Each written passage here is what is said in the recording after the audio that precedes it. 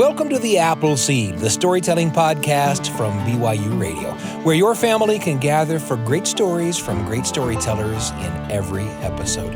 Stories bring us together, and we hope the stories on the show will spark memories and thoughts that you can share with the people you love. I'm your host, Sam Payne, and today we have a fairy tale love story for you from Persia, told by the wonderful storyteller Noa Baum. But first, a little something that's more or less just for fun. It's a story from our friend Geraldine Buckley, who here finds herself a little awkwardly in that space that exists every once in a while between reality and fairy tale. Here's Geraldine with a story called Frog Kissing. Thank you so much. Thank you. Well, there are seasons in life when we want to put the past behind us and embrace the future. And I was certainly in one of those seasons in my early 20s when I left London, England and moved to Austin, Texas. I rented the freestanding stone cottage of a lady called Liz Carpenter. She'd been press secretary to Lady Bird Johnson in the White House. She had the large house and my little cottage was just a few steps away from her. But between the two of us, there was a jacuzzi. And the whole house looked out over it was on a high hillside, looking out over the whole of Austin. It was absolutely lovely. And it was really in the countryside, which thrilled me because I was taking classes. I wanted to expand my consciousness. This was the 80s, after all. I expand my consciousness. I believed that perhaps I could commune with nature, that I could maybe even talk in some way with the animals. Maybe Dr. Dolittle really lived. And I've always wanted to have a face-to-face conversation with Aslan. And then I was taking classes about expecting a miracle. So I was really expecting a miracle, so I wasn't too surprised the morning it happened.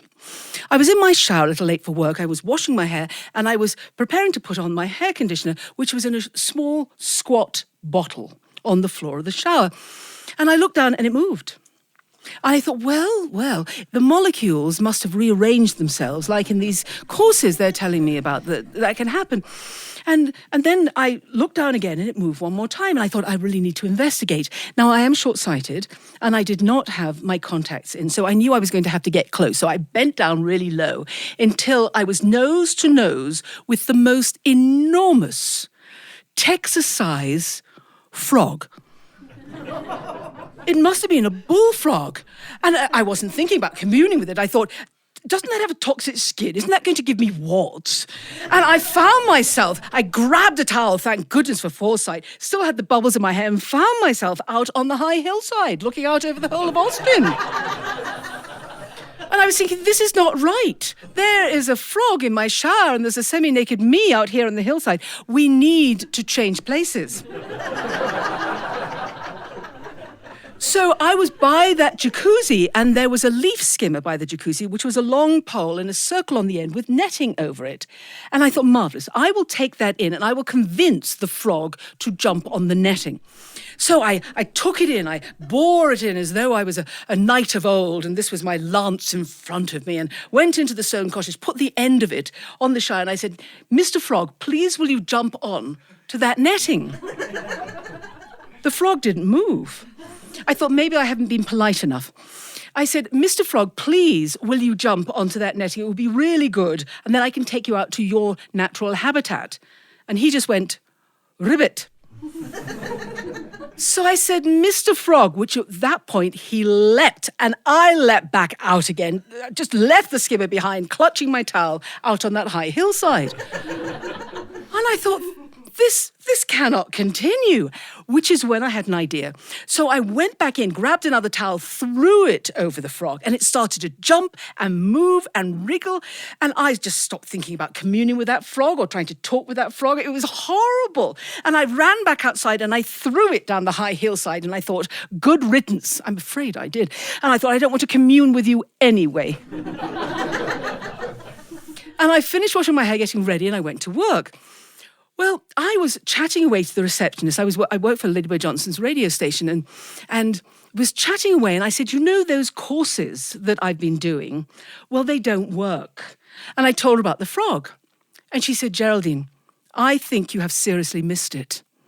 I really do. You should have kissed that frog. And inside myself, I thought, and get what? I thought, Poppycock, I'm not going to kiss a frog. She said, no, really, I think it might have been the king of the frogs. And I think, seriously, you have lost your chance. So I thought, oh, how silly. But I did carry on thinking about it all day. And then when I got home, I thought, well, it would be the proper English thing to do to apologize to the frog, I suppose. I mean, I was a little hasty. So I went over to the hillside and I saw the towel. So I clambered down to get the towel. The frog was gone. I couldn't see the frog. The frog wasn't anywhere. And I was left with this feeling of foreboding. Now, I am not stupid enough to think that I broke some ancient curse. I brought something on myself. I am not thinking that about the frog. However, I have been single ever since.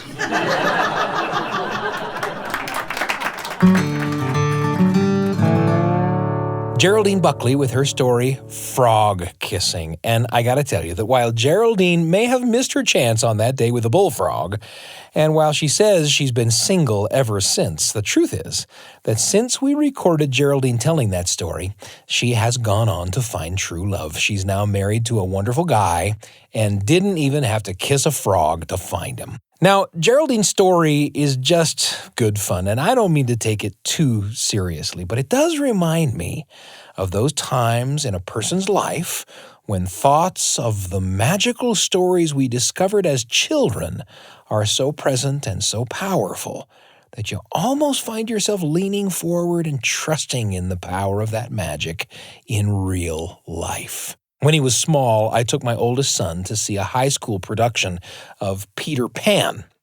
And there are these wonderful flying scenes where Peter and Wendy and John and Michael are suspended high above the stage on tiny wires. And we were completely captivated by it. Everyone in the audience was. It was amazing to see.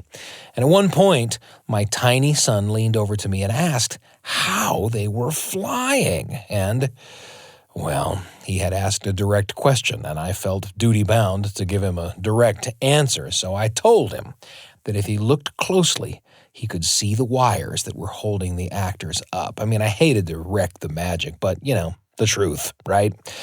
And my son looked hard, and he said, "Oh, I see." And then there was silence between us for a moment. And then he said, "But that is the real Peter Pan, right?" Not even my pointing out the wires could rob him of the storybook magic in which he was determined to believe.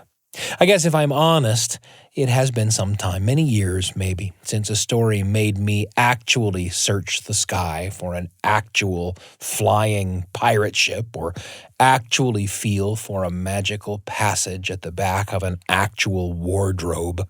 That's not what stories are for anymore for me. Is that the right way to say that? To convince me of fantastical things that might be. Rather, stories do something else magical. For me, these days, they illuminate the things that are. Stories give me the language for understanding and being able to talk about courage or faithfulness or patience or ambition or loss or, like in Geraldine's frog story, true love. That illumination of understanding is a magic all its own. And that's where Geraldine's story took me. Where did the story take you? And who will you take along? Simultaneously laughing, we're all agreed that we love, love, love the apple seed.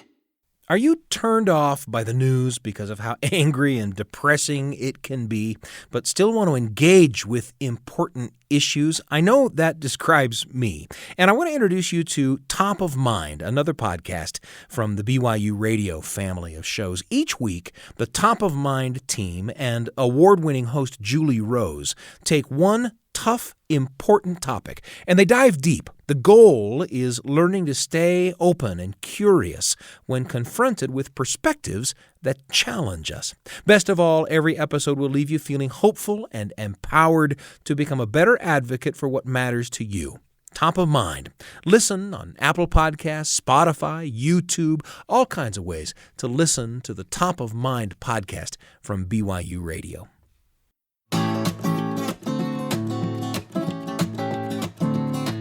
Oh, tell me some more. Okay, I'll proceed with my story inspired by the apple seed. It's a pleasure to be with you on the Apple Seed, and after hearing Geraldine Buckley tell a tale about a frog that went unkissed, and after pondering on the magic that stories can bring into our lives in the way of understanding and illumination, we're ready for that fairy tale love story we promised you at the beginning of the episode. You know, every culture has stories about the unlikely lover who wins the hand of his or her beloved. Some win by bravery, some by luck, or by demonstrating some other virtue. But this story suggests a hero who must set out to win the hand of a princess with a pack of lies. It's a story from Persia, a place that's tough to point out on a modern map if you're just looking for the name. Persia is the old name for the place we've officially called Iran, since the name was changed in 1935. This Persian love story has a theme that is popular in a lot of these old Persian tales, the theme of an exaggerated story, a tall tale, if you will. And you'll see how that plays a part in finding true love as you listen to Noa Baum tell this Persian love story. Recorded live in the Appleseed studio. Here's Noa.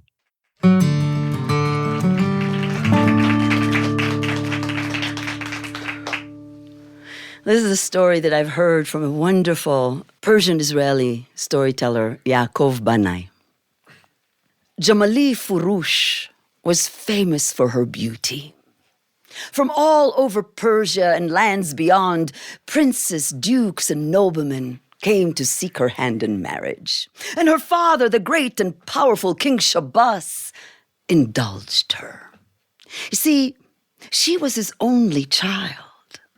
The apple of his eye, the light of his life. He loved her so much that he allowed her to choose her own husband. Unheard of back in those days. But Jamali Furush was turning down all those princes and dukes and noblemen one after the other. She was looking for something different. She longed for someone to touch her heart. Until finally, even the patience of the great and powerful King Shabbas was coming to an end. For soon, Jamali Furush would be turning 18, an unthinkable age for a Persian princess to be unwed. He told her in no uncertain terms that she must choose a husband at the celebration of her 18th birthday, or he will choose one for her. And as was the custom the week before the princess's birthday, Jamali Furush was taken in a colorful procession with musicians and dancers throughout the surrounding villages and towns. Everyone came out to cheer, to throw flowers. All wanted to bless the daughter of the great and mighty King Shabbas, the fairest of maidens, Jamali Furush. And behind the closed curtains of the golden carriage, Jamali Furush sat, and her heart heavy. She did not want to choose among any of those men. She wished her birthday would never arrive. Now that very day, a woodcutter by the name of Jongir was out in the woods working when he heard the sounds of drums and trumpets, and he stood behind a tree to see the colorful procession of the princess coming through the woods. And as there were no cheering crowds, they stopped and they opened up the curtains, and Jongir could see what no cheering crowds were allowed to set eyes upon: Jamali Furush herself.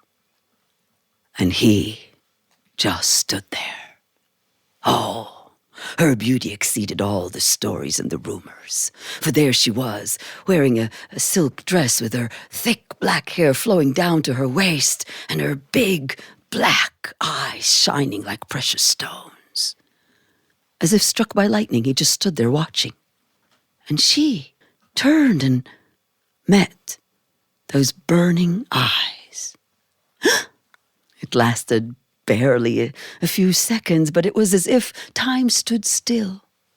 For when their eyes met, a fire ignited between them, taking their breath away.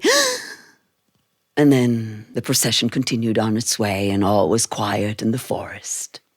But nothing was quiet for Jahangir.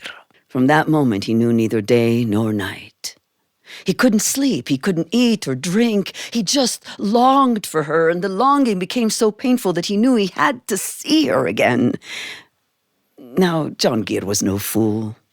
He knew that princes, dukes, and noblemen were just waiting for her decision to choose one of them to marry her. And what was he? A poor woodcutter. But he knew with all his heart that without her, his life was not worth living. And so he put on a clean shirt, and with his shabby coat and his big, heavy boots, he set out to the palace of the mighty King Shahbaz. It was evening when he arrived. And from beyond the palace walls, he could hear the sound of music and laughter, for tonight was the great celebration, the birthday of the princess. And from all over Persia and lands beyond, distinguished guests were arriving. All came to honor the daughter of the great and powerful King Jamali Furush, and perhaps win her hand in marriage. And for them, the gates opened wide. And Jahangir looked down at his shabby coat, and he thought, what am I doing? Even if I could get beyond the guards and the gates, how could I come before her looking like this? And he lowered his head, and he turned to go back to his village, when he suddenly heard the sound of a woman singing. And he turned, and he saw that high above the palace walls there was a tower, and there was a light in a window, and he could see a silhouette of a woman with a crown transfixed. He listened. My love is only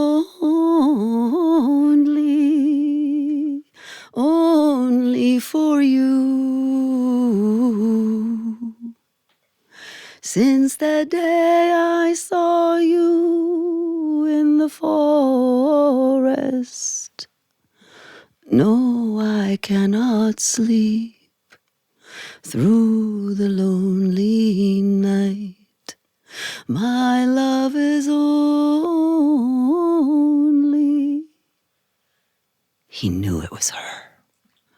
And the sound of her voice washed over his aching heart, and the words brought tears to his eyes, and he fell on his knees, and he looked into the heavens, and he said, "Oh, gracious Allah, it is you who created royalty and wealth. It is you who created poverty and need. Just be on my side tonight, and perhaps there's hope." And at that moment, the gates opened wide for a new group of guests, and Jahangir slipped right through and started to run. "Stop in the name of the king!" But he didn't stop. He ran towards the lights of the great hall, pushed his way through the crowds, and then there was a great cheer all around him. And the doors opened, and the princess entered. And there she was, as fair as the full moon. And she was seated next to her father's throne, smiling at all the guests. But he could see that her eyes were sad, and he could also see that the guards were making their way towards him. And he tried to push his way as close as possible to where she was sitting, and he looked at her with all his might, and he willed her to raise her eyes. And she did. The man from the forest. The one she thought she'd never see again. Those burning, dark eyes. Right there.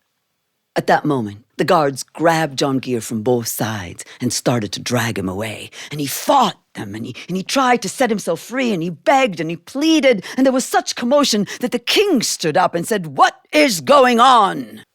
A hush fell over the great hall. And the guard came forth.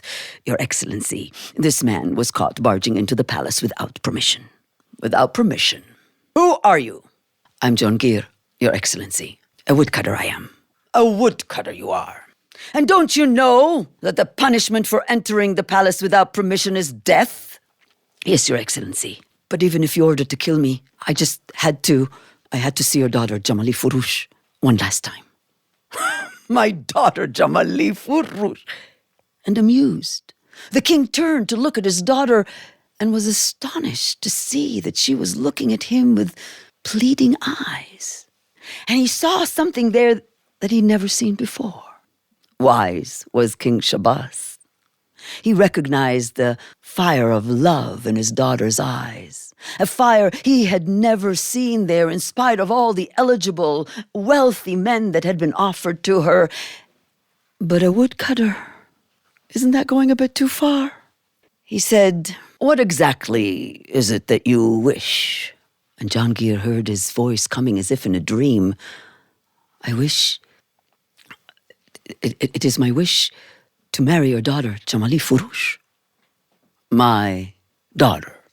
"Yes, Your Excellency."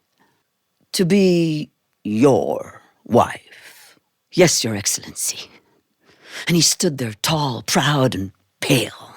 And the entire hall burst into laughter and sneers. A woodcutter with Jamali Furush. A woodcutter wants to marry the princess. A woodcutter.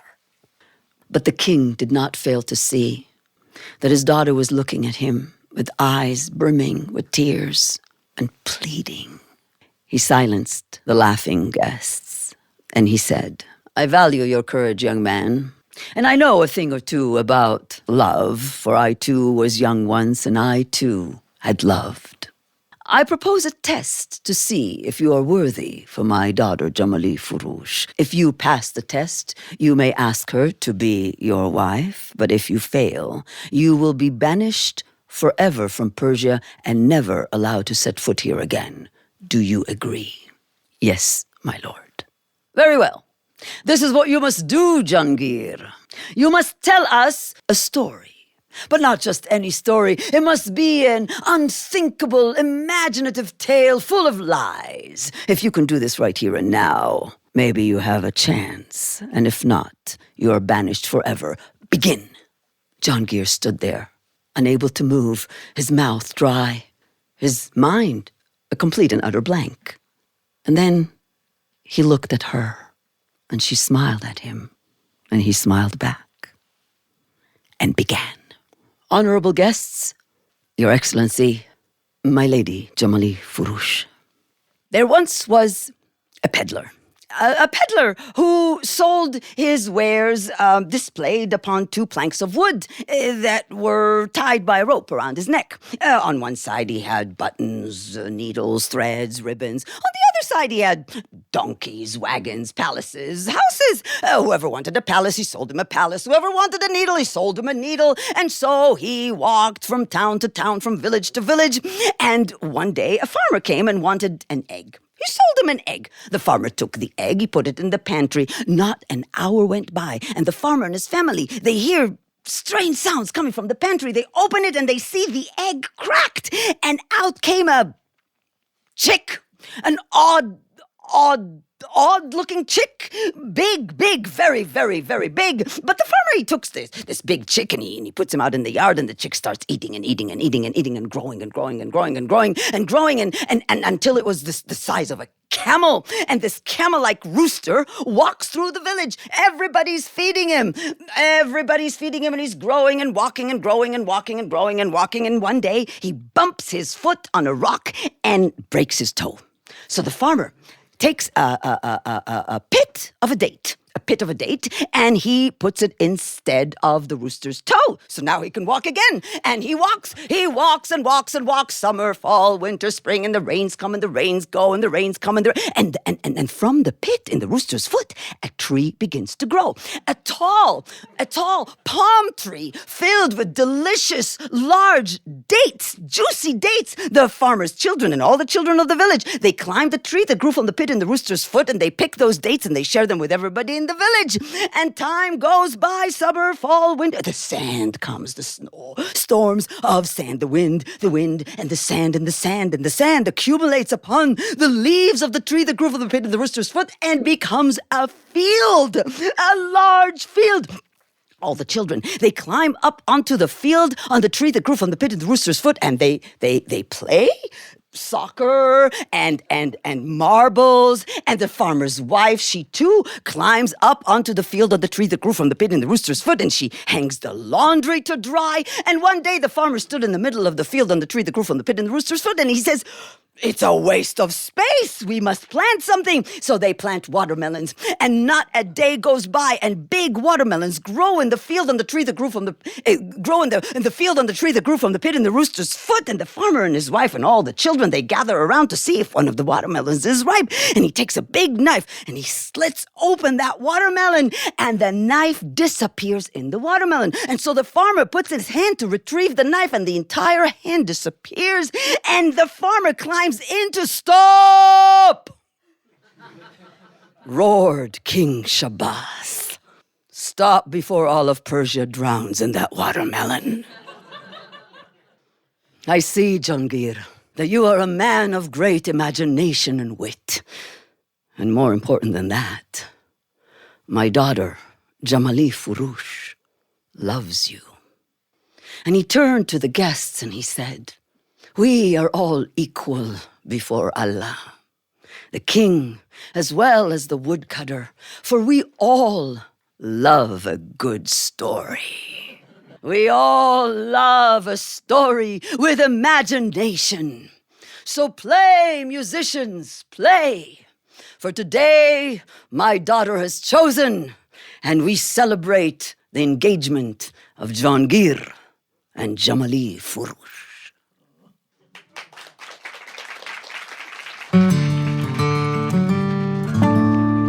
That was Noa Baum with A Persian Love Story. Maybe you've been in love with someone who seemed unlikely to love you back. If that's ever happened to you, did you walk away? Or did you make that terrifying leap toward love? What might you have done to win a true love's heart? I bet there's a great story there. We want to thank Noa Baum and Geraldine Buckley for their stories. You've listened to their tales, and now it's time to share some of your own. The Appleseed is produced by me, Sam Payne, Wendy Folsom, and Brian Tanner.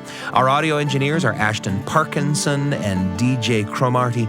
The rest of the Appleseed team, Kira Van Dam, Kelly Wermeister, Tristan Schetzel, Kay Hendricks, and Nico Wetzel.